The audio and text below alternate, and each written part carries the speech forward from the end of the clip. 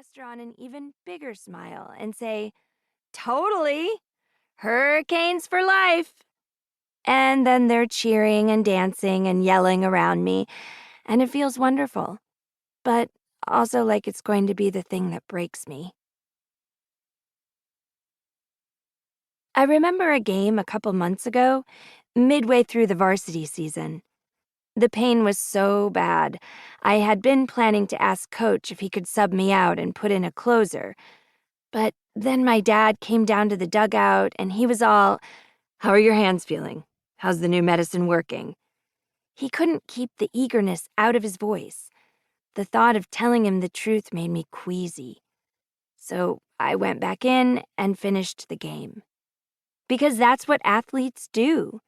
Because you always give 110%, and pain is weakness leaving the body, and winning isn't everything, it's the only thing. And we did win. 3 outs and 16 broken glass in my knuckles pitches later. I iced my hands and thought everything would be okay. Until the pain knocked me out of bed in the middle of the night. I remember my dad kneeling on the floor next to me saying, "What's the matter?" And my mom standing over him, "What in the damn hell do you think is the matter? You pushed her too hard and now she's paying for it. She needs to quit the team." It turned into one of the worst fights they'd ever had. I remember being surprised that it was over me and not my sister. While they yelled at each other about what to do with me and everything else under the sun, Scarlett got me into a warm bath. She tried to distract me, but I couldn't block it out, the pain or the fighting. Even when they went in their room and shut the door. I was hopeful at the start of rec season.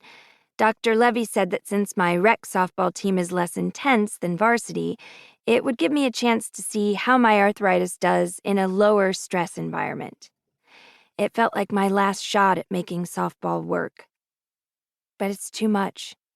Trying to play softball and sorting through this arthritis stuff at the same time. Too much for all of us. I walk up to Coach after practice. I wait until no one is close enough to hear, and I open my mouth. "See you tomorrow," is what comes out. "See you, Skyler," he calls back. I hesitate, shifting my weight from foot to foot, hoping for something, the truth, a miracle, but I can't seem to make myself tell him. I'll do it tomorrow.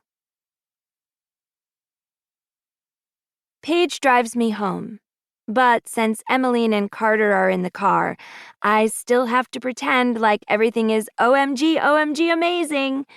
It's really not that hard.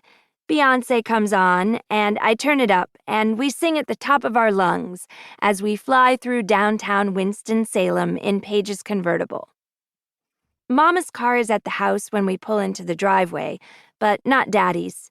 He'll be home from his work trip later tonight, though. "Hey, call me if you change your mind about the sleepover, okay?"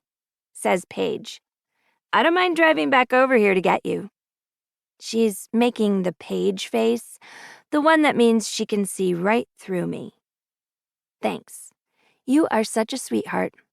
My mom's forcing us to do family time since my dad's getting back, but next time? Next time!" they yell. Then Paige turns the car around in my driveway while they squeal/giggle/fight over music. I smile and walk up the cobblestone path to the front porch. I smile and climb the steps. I smile so dang hard I think it might break my teeth, and I open the door and I close it. It is such a relief to finally be able to stop smiling. I sag against the front door. I have to come up with an alternate plan for this summer, because going to practices is killing me by degrees. But quitting the team feels just as impossible as playing through the pain. Why does everything have to hurt so much? I really don't think the pills I'm on are working. I've been thinking it for a while. First, a creeping suspicion, and then a bell.